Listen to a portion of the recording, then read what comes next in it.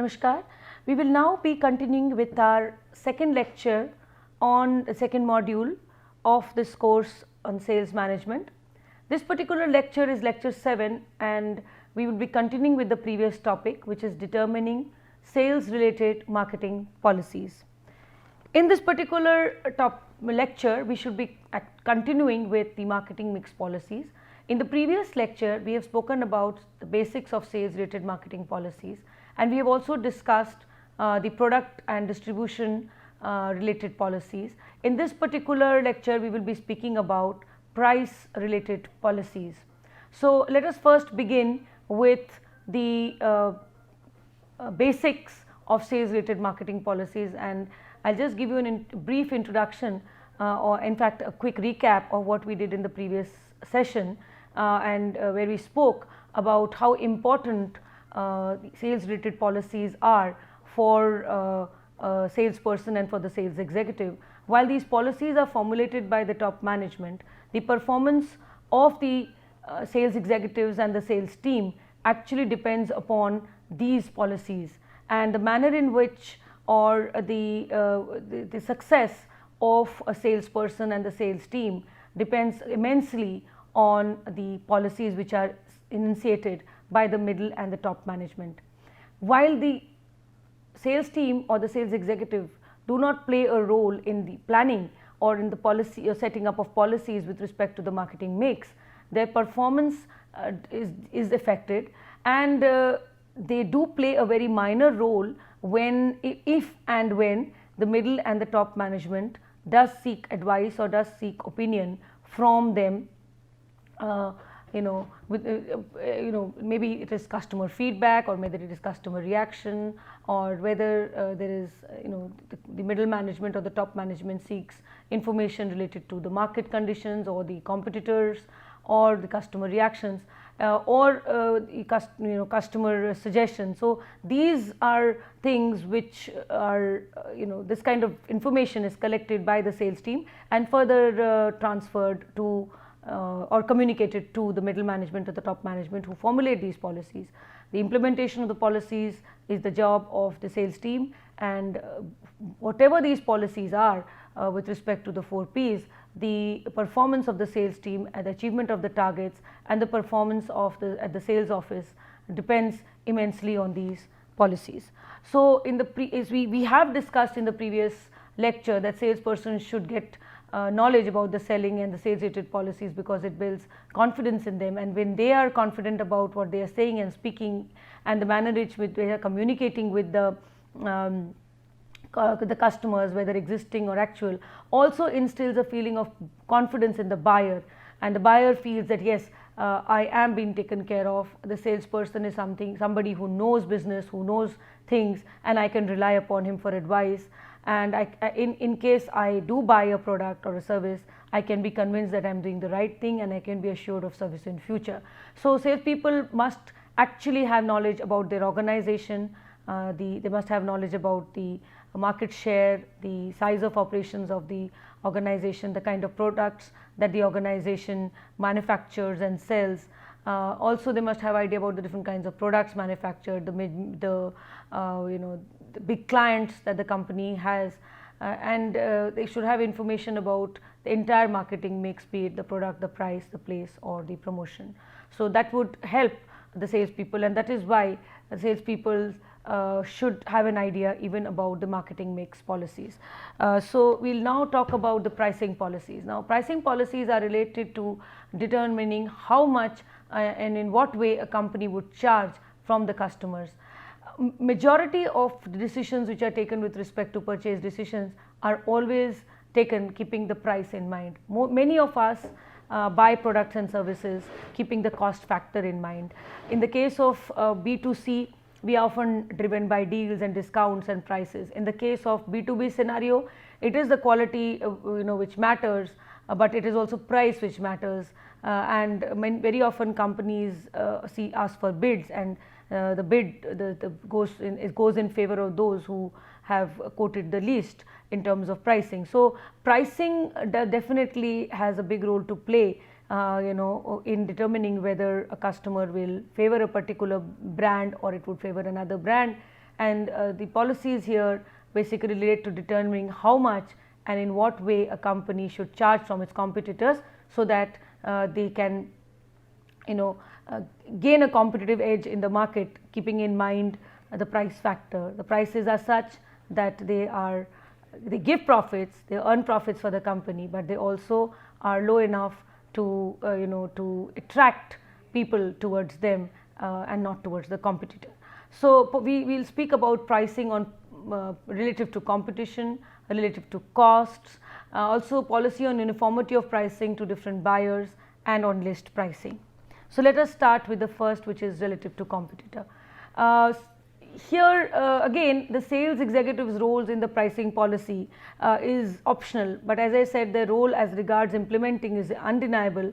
And again, whenever a salesperson plays a key role, he has to actually talk about prices, he has to disclose the prices to the customers, and he has to convince them for paying a particular price, even if it is against a much lesser than the competitor. So that is why competitive pricing is important.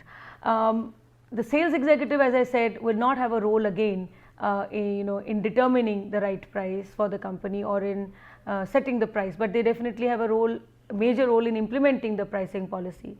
And when he has to sell, the one big question which the customer often asks is, how much does it cost?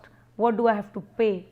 Okay, now here the salesperson has to deal with this tricky question, because he knows that if he the price may be something which may attract the customer, and the customer may patronize this brand or offering, or it may be such that if it is higher than the competitor, then the customer may get swayed away towards the competitor. He may go away towards the competitive offering, and no salesperson would want that. So in such situations, the salesperson tries to talk about the price, and he tries to illustrate the value proposition by saying that what he gives as a product, as a brand, as a service is something which is more value to the customer as compared to the competitor.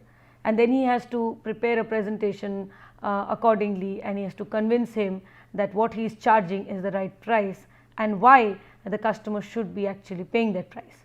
Okay, so moving further, when we are talking about pricing relative to the competitor, a company in order to survive cannot ignore competitors' pricing policy. And price, I would like to say here, add a few lines, a few sentences more about price. Price is the only P in the marketing mix which is revenue generating. All the other P's, whether it is product, whether it is place, whether it is promotion, are all cost incurring. Okay, so price is the only P which is revenue generating. Second thing very important about price is that it is one of the most flexible P's, or we can change it very quickly as and when we want it. We may reduce it, we may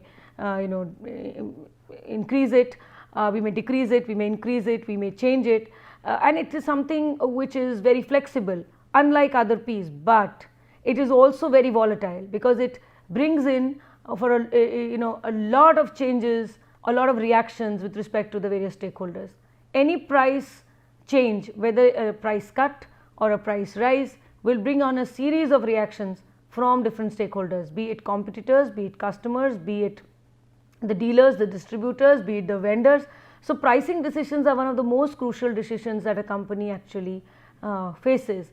And coming to the pricing with respect to the competitive offering, a company here will always keep in mind, what is my competitor charging? If I charge the same, should I charge the same, or should I reduce it, or should I increase it? It's going to be perceived differently, absolutely differently, by the different stakeholders. Okay, and it may also lead to a reaction from the competitor, who may initiate a price cut if you've initiated a price cut. If you've gone in for a price increase, he may also go in for a price increase. So it's something which is very, very volatile, and pricing decisions are one of the most crucial decisions that a company has to take. A company, if it has to survive, cannot afford to ignore what the competitor is doing, and in terms of prices, and companies often price the product at the same level at which the competitors are offering. In case they do not, then they try to showcase the product as something which is more superior, which is better in quality, service, or they would like to show how it is a better value proposition than that of the competitor. So in case the competition is not price based, companies can adopt any one of the options. It can either match with the competitors' prices, and so collective wisdom holds, everybody, all competitors in the industry charge the same prices. Okay, so this particular company also decides to charge the same price because the competitor is charging price X, I must also charge price X. Another could be price above the competitors' prices, where this a marketer may have the option of pricing his product higher than what the competitor is doing. Now this is possible only and only when, one, you are offering a value proposition which is more lucrative, two, you have a brand image and you have it's a premium brand image and you can afford to charge prices, higher prices, and people will be ready to buy. Okay, otherwise pricing above competitors' prices may not be very easy. Another scenario where you could price is if you are a first mover and you've come up with an innovative offering and it is something absolutely unique and novel. Another option when the marketer has is to price below the competitors' prices. Now this may bring in quick sales, this may bring in market share, but it also is a question mark on the credibility, on the quality, on the value proposition. Why is he charging low than the competitor? It also could mean a dilution of your brand image. Okay, so the marketers have can adopt any of these options. They can either match with the competitors' prices, they can price above the competitor, or they can price below the competitor. Now I would like to add here that matching the competitors' prices is the most commonly adopted policy, and not all competitors you will consider, but you will only consider your major competitor. So you will consider your important competitor and you will try to charge what this important contributor, relatively important contributor, is charging. And in case you charge low, of course it's less common and not always appropriate, as I said, because if you charge low it would mean a dilution of brand. If you charge high, it would again convey high quality, but again it is less common and not appropriate. And even below, as I said, it would mean you may be able to gain a market share, you may be able to capture a market share, but it's again not very feasible or not very popular, because it could lead to a price war. Also you may feel that in the short run you may feel that I am able to grab a larger market share. Okay, but in the long run you will realize that because of the price war you have suffered a lot of losses. Also you will also realize gradually that by charging less than the competitor, you are actually foregoing the profits which you could earn had you priced similar to the competitor. So these are certain advantages and disadvantages of pricing against the competitor, matching the price or pricing above or pricing below. If you are matching the competitor, it is fine, it is collective wisdom. You should identify the more powerful ones, the more important ones, and you feel you are providing a value proposition which is equitable, so you price your product similar to that of competitor. Pricing above is not wise, it is not always appropriate, because it could mean that you do not get quick sales, it would also mean that you lose market to the competitor. And until unless you are a first mover, until unless you have innovated, and until unless you have a reason to strongly prove that you offer a better value proposition, it would not be a wise idea to price above the competitor. And if you price below your competitor, again it is not very appropriate, because one, it could lead to a price war. He would also price his product lower and it will go on and on. Two, you will realize that gradually you are losing out on profits which you could earn if you had kept your profit margins high, similar to that of the competitor. Okay. Now second is pricing relative to cost. The relationship between the cost of a product and its impact on pricing is undeniable. No marketer, no business organization would like to price its product at losses. It would definitely want to recover all its costs, and any and every wise marketer would definitely want that he should be able to get quick profits for the company. The company should be able to get break even as quickly as possible. The company should be able to get a good return on investment, and so it's important for companies to cover the long run costs of manufacturing the products in order to be profitable. And so sales revenue must equals units sold times the prices charged. We all know that, and it's very important that revenues are earned by the company, and to earn those revenues, it is again essential that you actually price your product at a price, and you are able to sell huge volumes so that you can get sales revenues, and the company can actually make profits. Now, policies on pricing with respect to cost involve full cost pricing, or it is promotion pricing, or it is contribution pricing. So, what is full cost pricing? In the case of full cost pricing, prices are determined in such a manner that total costs are covered. We all know total cost is equal to fixed cost and variable cost. Okay, fixed costs are fixed costs which a company incurs, and variable costs are those which vary per unit of production. So, based on units of production, the variable cost would vary. Fixed cost plus variable cost is equal to total cost, and in case of full cost pricing, prices are determined in such a manner that a company is able to recover the total cost which it has incurred, both fixed cost and variable cost. Second type of pricing which we talk of is promotion pricing, where prices are utilized as a strategic tool for promotion. Offering products at lower prices to promote sales has been a well utilized marketing tool. We know for sales promotion, which are short term incentives which are offered to the customer in the form of deals, in the form of discounts, in the form of other incentives which are used to counter competition, or to elicit trial, boost sales, fight competition. And so promotion pricing is something which is very important for an organization, where prices are utilized as a strategic tool. Products are offered at lower prices to promote sales, either one, when the product is new and the company wants to encourage a trial; two, when the sales are sagging and the company wants to give a boost to the sales. And so in these cases, promotional pricing is used. Promotional pricing is also used when you realize that you want to grab larger market shares and you want to counter the competitor.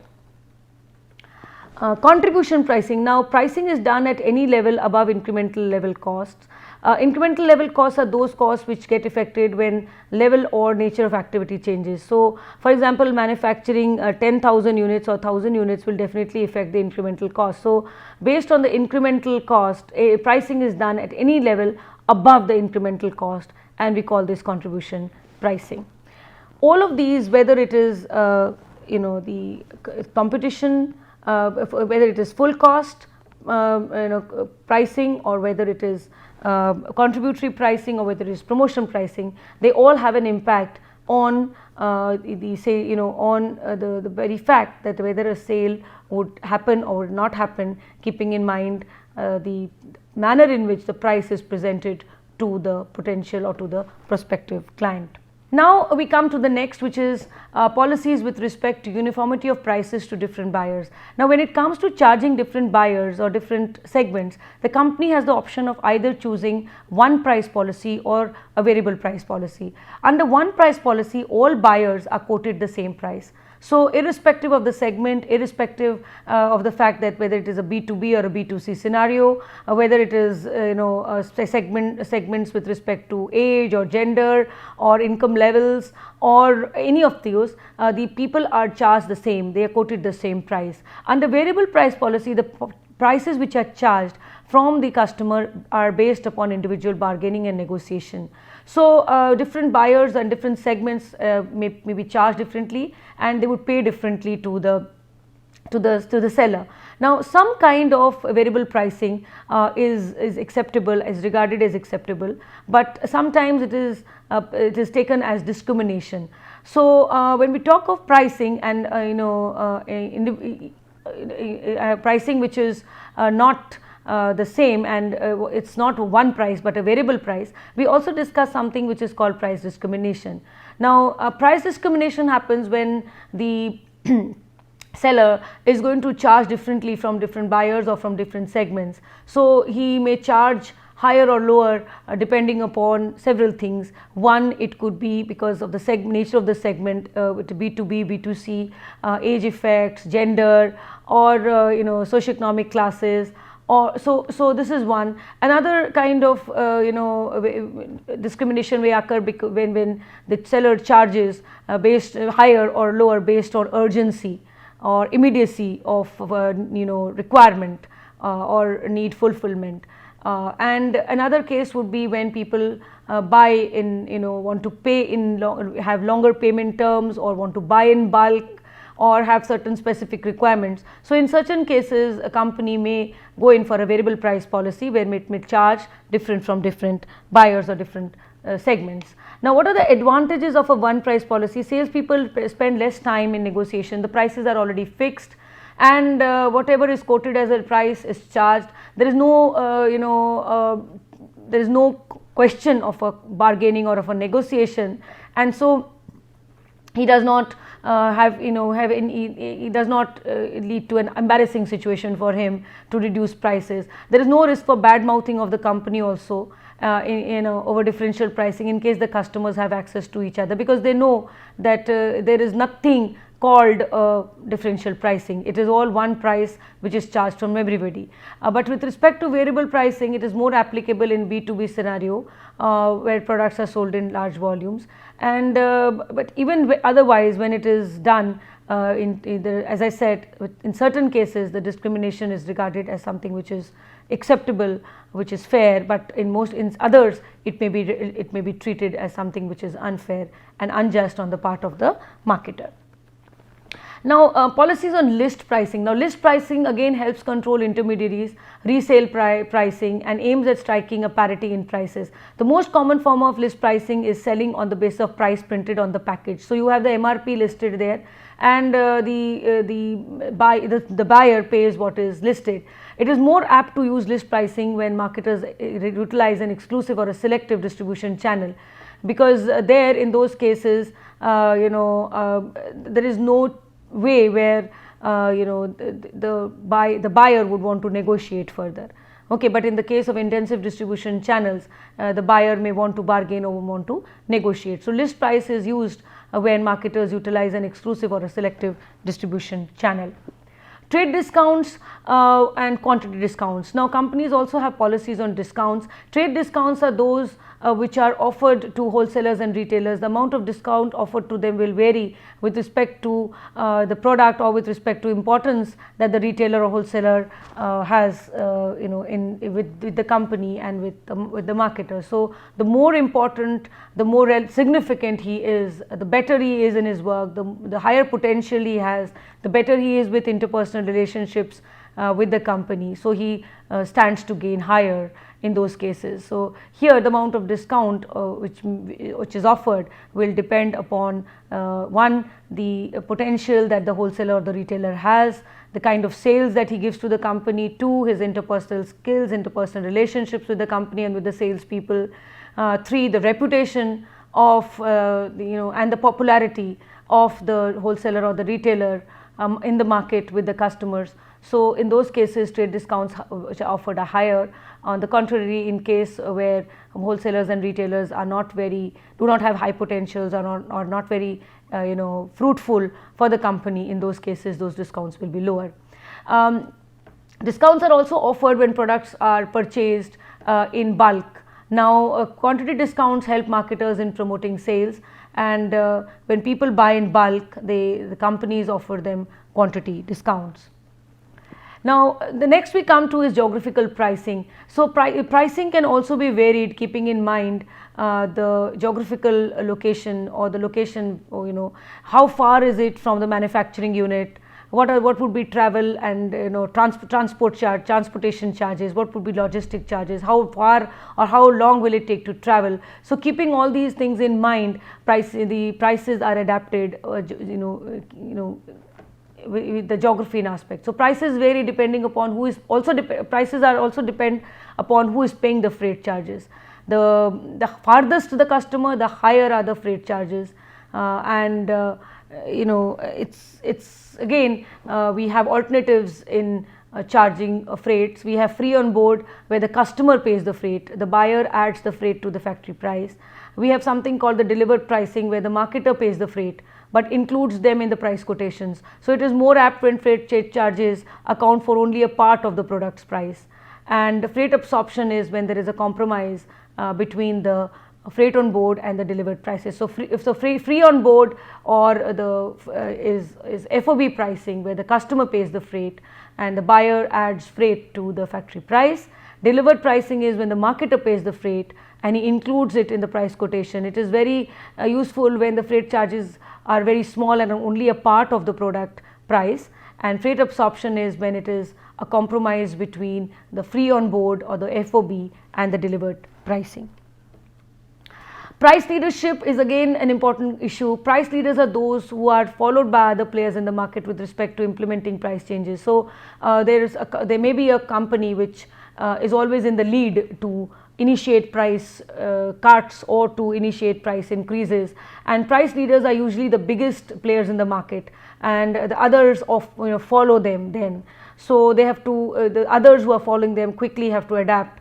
If the leader has increased the prices, the others must act. If the leader has reduced prices, again the others must act.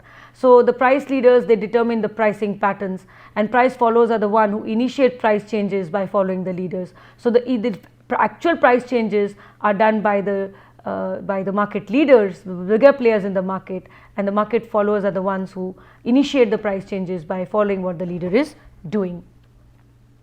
Competitive bid pricing is where when institutional buyers, government buyers or industrial buyers, they solicit bids. It's a norm in many companies which is basically utilized by making purchases. Proposals are invited, their proposals are solicited, and they are evaluated in terms of pre-communicated parameters or standards like pricing, reputation of the dealer, business lines carried by them, the financial status, the delivery dates, additional services that the channel partners can offer or the other members can offer, and based on this they decide on the pricing. So proposals are invited and evaluated in terms of communication pre-communicated parameters like the prices or the reputation of the organization or of the marketer or the seller, his flexibility, similar lines of business which he is catering to, his financial status, the additional services that he can provide, his flexibility, his reputation, his quality, etc. And then finally the bid, it is decided who would actually be given the bid. So competitive pricing is a norm with many companies which is basically utilized by making purchases. Product line pricing, it involves pricing related to the products that fall under one product line. Basically the products in a particular product line will also compete with each other in capturing market share. Sometimes it also leads to cannibalization when one product eats away into the market share of the other. So it's very important to have right price differences to avoid any kind of cannibalization or to avoid any kind of price confusion. So products in a product line may compete with each other, and it's very important that you have clear-cut differences in the product variants. You must position them as different products meant for different segments, otherwise they may cannibalize each other. And it's also important to have right price differences to avoid any kind of confusion in the customer's mind.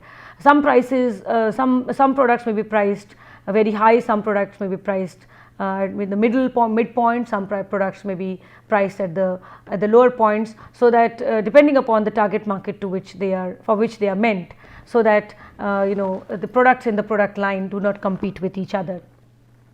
With this we come to an end of this particular session. The references are Still and Cundiff, Govani and Puri, Sales and Distribution Management, 6th edition 2017, Pearson India Education Services.